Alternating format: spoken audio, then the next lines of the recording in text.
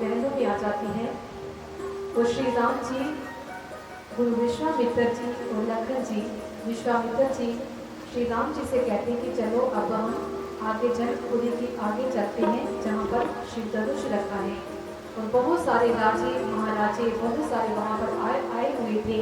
और जिस समय श्री राम और लक्ष्मण जी भी वहाँ पर जाते हैं, बहुत बड़ी सभा लगी हुई थी। कितने राजे महाराजे, सारे देवी देवता सब अपना अपना रूप बदल करके सभी उस राजा जनक जी की नगरी में आए हुए थे उस वंदन के लिए। और राजा जनक जी ने ये घोषणा की थी कि जो भी इस धनुष को भंग करेगा वही मेरी पुत्री का योग्य वर होगा। और आप जानते हैं कि एक एक राजा खड़ा होता है उस धनुष को तोड़ने के लिए, लेकिन कोई भी उस धनुष को तोड़ नहीं सकते। कितने राजे वहां पर बैठे थे, कितने राजा लोग आते हैं, लेकिन कोई भी उस धनुष को हाथ को लगाते थे, उसको हिला भी नहीं सकते थे। तो वो समय तुलसीदास जी से किसने प्रश्न किया कि इतने राजे महाराजे बैठे थे, कोई धनुष क्यों नहीं भंग कर पाया। तो उस समय तुलसीदास जी लिखते कहते एक राजा जब उठता था ना, तो वो ईश्वर के आगे ये प्रार्थना करता था कि ये प्रभु धनुष मुझसे ही टूटे। कहते जब उससे भी न टूटता था, जब वो वापस जाता, जब तीसरा आता था, वो कहते थे कि ये प्रभु इससे भी ना टूटे। कहते एक खड़ा होके प्रार्थना करता था, दूसरे 99 जो बैठे वो कहते ना टूटे। तो कहते प्रभु तो दुर्गा में पड़ गए ना, फिर किसकी मनोकामना को पूर्ण करे। कहते फिर उन राजे जो जितने राजे बैठे थे सभी ने ये निर्णय लिया कि हम मिलकर शिव धनुष को तोड़ेंगे।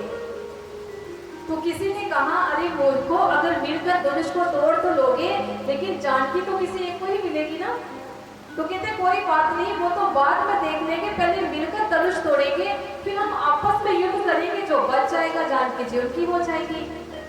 तो वो समय तुलसीदास जी कहते कि वो सभी राजे आए तो थे, इकट्ठे तो हुए, लेकिन वो एक नहीं थे। तो जब तक हम एक नहीं हो पाएंगे तो प्रभु को भक्ति को कैसे प्राप्त कर पाएंगे। इकट्ठे होना अलग बात है, एक होना अलग बात है। परम पूज्य सर्वश्री आशुतोष महाराज जी कहते हैं मैं इकट्ठा करने नहीं आया, मैं सबको एक करने के लिए आया हूँ, क्योंकि आप एक हो, उस परम पिता की अंश हो, उसकी संतान हो। जब हम एक हो जाएंगे ना, एकजुट हो जाएंगे, उस एक के साथ जुड़ जाएंगे, और तब हमें वो भक्ति मिल जाएगी। और उसके पश्चात कहते जब जिस समय राजा जनक जी ने देखा तो वो बड़े निराश हो जाते हैं, बड़े उदास हो जाते हैं। कहते कि देख लिया आज मैंने इस सभा के अंदर, कहते कोई भी वीर योद्धा नहीं है, लगता है ये धरती जो है शक्तियों से विहीन हो चुकी है। और ऐसे ऐसे अपशब्द शब्द बोले जो कि लक्ष्मण उनको सहन नहीं कर पाया। और लक्ष्मण वहीं पर खड़ा हो जाता है और जनक को कहा कि यहाँ पर रघुकुल के वंश हो, श्री राम जी बैठे हैं, तो आप ऐसी भाषा कैसे बोल सकते हो। और लक्ष्मण जी भी बड़े क्रोध में बोल रहे हैं। और राजा जनक जी, क्योंकि वो समय तुलसीदास जी कहते कि अगर राजा जनक जी ने कहा था कि लगता है कि इस धरती पर कोई भी योद्धा कोई भी वीर नहीं रहा, तो राजा जनक जी ने ये बात उन राजाओं को देखकर नहीं कही थी, ये बात लक्ष्मण को देखकर कही थी कि लक्ष्मण उठेगा तो कुछ ना कुछ तो ये करेगा ही करेगा। तो जब लक्ष्मण बड़े क्रोधित हैं, बहुत जनक जी को जवाब दे रहे हैं, बहुत वार्तालाप होता है, तो उसके पश्चात श्री राम जी लक्ष्मण को कहते कि लक्ष्मण शांत हो जाइए, आप आराम से अपने आसन में बैठ जाइए। कहते जब बारिश होने का मौसम होता है ना, तो बादल घड़घड़ाहट करते हैं। कहते अब बादल गरज चुके हैं, अब वर्षा हम कर देंगे, आप आराम से बैठ जाइए, क्योंकि हम मर्यादा में बंधे हुए हैं। जब तक हमारे गुरु हमें अनुमति नहीं देंगे तो हम अपने स्थान से नहीं उठ सकते। तो उधर गुरु विश्वामित्र जी देखते हैं कि माँ जानकी भी कब से इंतजार कर रही है, वो भी अंदर से व्याकुल हो रही है, राजा जनक जी भी कितने व्याकुल हो रहे हैं। और कहते हैं श्री राम जी को कि राम उठो, इस धनुष को भंग कर दो। और श्री राम जी जो मर्यादा में बंधे हुए हैं, अपने गुरु के चरणों का वंदन करते हैं और मन ही मन भगवान शिव को नमन करते हैं। और जो धनुष था उसकी परिक्रमा करते हैं, और उन्होंने बीच से ही उस धनुष को पकड़ा और उस धनुष को भंग कर दिया। जैसे ही धनुष को भंग करते हैं, बिजलियों की गड़गड़ाहट होने लगती है, और इतनी बिजली की गड़गड़ाहट हुई, ऐसा शंख निगाड़े बजने लगते हैं, ऐसा माहौल बन जाता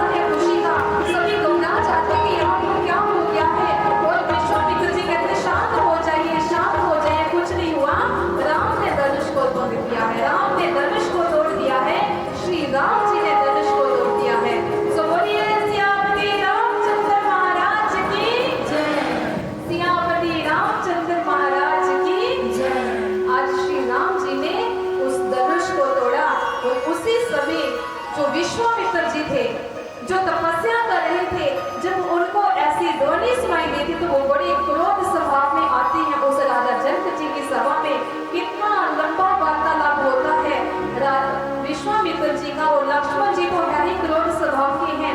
उन्होंने विश्वामित्र जी को और गुस्सा चढ़ा दिया और क्रोधित कर दिया, लेकिन हमारे श्री राम जी बड़ी नम्रता से उनको प्रणाम करते कहते, लखन का इसका तो कोई दोष नहीं है, धनुष तो मैंने तोड़ा है, जो भी दंड देना है आप मुझे दे सकते हैं, मैं सेवक हूँ, आप जो भी मुझे देंगे मुझे स्वीकार है।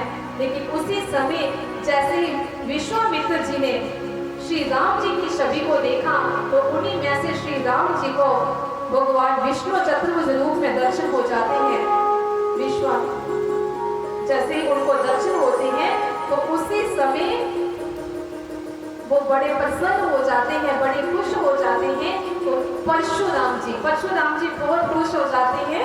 तो परशुराम जी ने जब श्री राम जी का चतुर्भुज रूप में दर्शन किया तो परशुराम जी का जो क्रोध था ना वो शांत हो जाता है, और कहते उनको वो धनुष बाण देते हैं कि ये नारायण ने दिया था, अगर आप इसके ऊपर धनुष चढ़ा दें तो मैं समझ जाऊंगा जो भी मेरे मन में संशय वो खत्म हो जाएगा। और श्री राम जी को वो जान के कि वो कौन है, और राजा जनक जी को परशुराम जी बहुत बधाई देते कि आपके अच्छे भाग्य हैं, आपके अच्छे कर्म हैं, जो आज श्री राम जी आपके इस जहाँ पर उनके चरण पड़े हैं जनकपुरी में, ये राजा बड़ी धूमधाम से श्री राम जी का विवाह कीजिए। और परशुराम जी श्री राम जी और माँ जानकी जी को आशीर्वाद देकर वापस तपस्या स्थली पे चले जाते हैं। और उसके बाद जब श्री राम जी की क्या महिमा गा रहे हैं कि धनुष तोड़ा श्री राम जी ने, और श्री राम जी ने धनुष को तोड़ दिया, और उस महिमा का कैसे बखान किया जा रहा है, आइए हम सब मिलकर श्रवण करते हैं।